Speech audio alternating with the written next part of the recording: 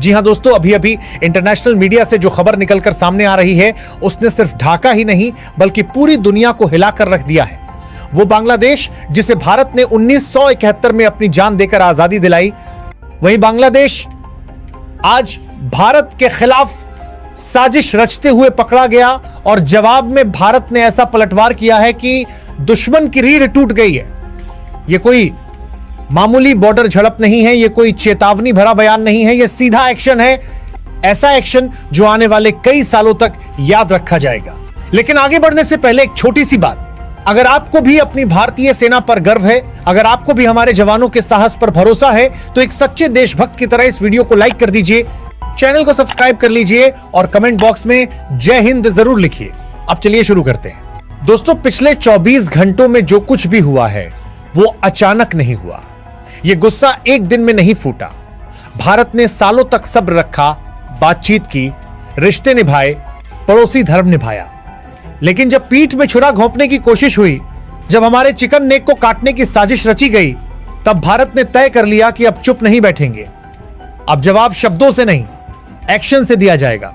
सूत्रों के मुताबिक भारतीय सेना ने बांग्लादेश की सीमा के भीतर करीब 25 किलोमीटर अंदर जाकर एक बेहद संवेदनशील और सबसे सुरक्षित माने जाने वाले तेल डिपो को पूरी तरह तबाह कर दिया। यह वही डिपो था जिससे बांग्लादेश की नॉर्थ कमांड को ईंधन सप्लाई होती थी। टैंक, ट्रक, बख्तरबंद गाड़ियां, जनरेटर और यहां तक कि लड़ाकू विमान तक इसी डिपो पर निर्भर थे। जरा सोचिए दोस्तों, जब रात के अंधेरे में अचानक आसमान से ग्लाइड बम गिरते हैं, जब पहले एक सन्नाटा होता है और फिर एक ऐसा धमाका होता है कि धरती कांप उठती है, आग की लपटें इतनी ऊंची उठती हैं कि रात दिन में बदल जाती है, वही मंजर बांग्लादेश में देखने को मिला। इंटरनेशनल सैटेलाइट इमेज में साफ दिख रहा है कि पूरा इलाका जलकर राख हो चुका है। यह कोई आम पेट्रोल डिपो नहीं था, यह बांग्लादेशी सेना की लाइफलाइन थी और भारत ने बिल्कुल सही जगह पर वार किया। आधुनिक युद्ध में सबसे जरूरी चीज क्या होती है? हथियार नहीं, टैंक नहीं, सैनिकों की संख्या नहीं, बल्कि ईंधन। बिना तेल के कोई सेना एक कदम भी आगे नहीं बढ़ सकती और भारत ने वही नब्ज काट दी। खबर है कि इस एक हमले से सीधे तौर पर करीब 500 से ज्यादा बांग्लादेशी मिलिट्री चेकपोस्ट प्रभावित हुए हैं। मतलब एक ही वार में 500 जगहों पर दुश्मन की गाड़ियां बेकार हो गईं, उनके टैंक अब सिर्फ लोहे के ढांचे बनकर रह गए हैं, जनरेटर बंद पड़े हैं, कम्युनिकेशन सिस्टम ठप हो चुका है। सबसे बड़ी बात, जिन फाइटर जेट्स पर उन्हें बड़ा घमंड था वो अब रनवे पर खड़े खड़े जंग खा रहे हैं। बिना एविएशन फ्यूल के वो सिर्फ दिखावे की मशीन है। यही होता है जब दिमाग से लड़ी गई जंग में दुश्मन को मात दी जाती है। ग्राउंड रिपोर्ट्स के मुताबिक इस हमले के बाद बांग्लादेशी सेना में अफरा तफरी मच गई है। उनके जनरल, उनके कमांडर कुछ समझ नहीं पा रहे कि अब करें तो क्या करें। फ्यूल लेने के लिए उन्हें करीब 250 किलोमीटर पीछे जाना पड़ेगा और युद्ध जैसे हालात में 250 किलोमीटर से सप्लाई लाना लगभग नामुमकिन होता है। इसी बीच खबर आ रही है कि करीब 500 से ज्यादा बांग्लादेशी सैनिक अपने पोस्ट छोड़कर भाग खड़े हुए हैं। हथियार, वर्दी सब वहीं छोड़ दिया गया है। डर इतना ज्यादा है कि उन्हें लग रहा है कि भारतीय सेना अब रुकेगी नहीं।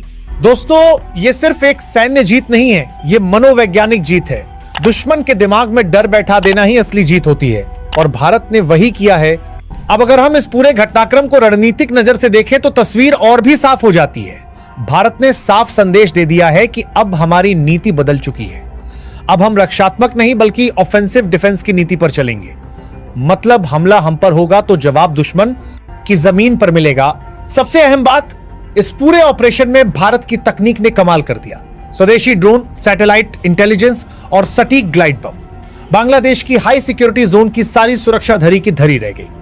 न रडार काम आया, न एयर डिफेंस, न ही उनकी मिसाइलें।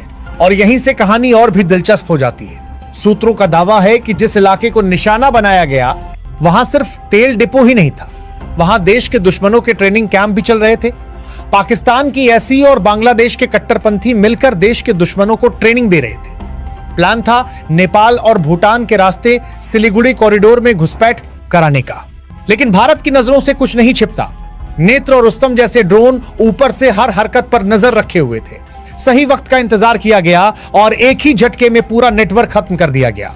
इस हमले के बाद ढाका में खलबली मची हुई है। सरकार पर सवाल उठ रहे हैं, सेना की साख गिर चुकी है, आम जनता डरी हुई है और सोशल मीडिया पर लोग अपनी ही सरकार को कोस रहे हैं। और दोस्तों, यह सब यहीं खत्म नहीं होता। अब भारत ने बांग्लादेश को उसकी सबसे बड़ी कमजोरी का एहसास करा दिया है। जिस तरह भारत का चिकन नेक है, उसी तरह बांग्लादेश का भी एक बेहद पतला हिस्सा है जो तीन तरफ से भारत से घिरा हुआ है। अगर भारत चाहे तो उसे काटना मुश्किल नहीं है। यह ही वजह है कि अब अंतरराष्ट्रीय स्तर पर हलचल तेज हो गई है। अमेरिका, चीन, पाकिस्तान सब हालात पर नजर बनाए हुए हैं। लेकिन सबसे चौंकाने वाली बात यह है कि अमेरिका ने भी बांग्लादेश को साफ शब्दों में चेतावनी दी है कि भारत के गुस्से को हल्के में न लिया जाए। बे ऑफ बंगाल में भारतीय नेवी पूरी तरह अलर्ट पर है। युद्धपोत, पनडुब्बियां सब स्टैंड बाय मोड में हैं। बॉर्डर पर पैरा कमांडो, गरुड़ और मार्कोस तैनात कर दिए गए हैं। चिकन नेक की सुरक्षा के लिए S-400 सिस्टम एक्टिव कर दिया गया है। मतलब साफ है, अब कोई भी गलती भारी पड़ेगी। अब चलिए जरा अब हम लोग बांग्लादेश के उस चीज की बात करते हैं जिससे अब तक बांग्लादेश की सरकार, वहां की मीडिया और उनके विदेशी आका छुपाने की कोशिश कर रहे थे।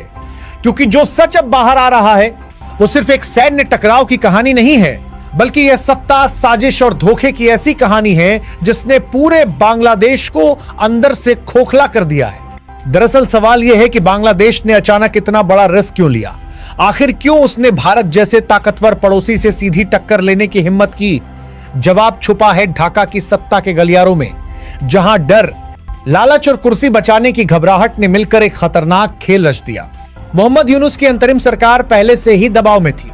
देश के अंदर हालात बेकाबू हो रहे थे, महंगाई आसमान छू रही थी, बेरोजगारी बढ़ रही थी, सड़कों पर विरोध प्रदर्शन तेज हो रहे थे। जनता सवाल पूछ रही थी कि आखिर कब तक सिर्फ भाषणों से देश चलेगा? और जब सत्ता खतरे में आती है तो नेता अक्सर दुश्मन बाहर खोज लेते हैं। इसी डर से भारत को टारगेट बनाया गया।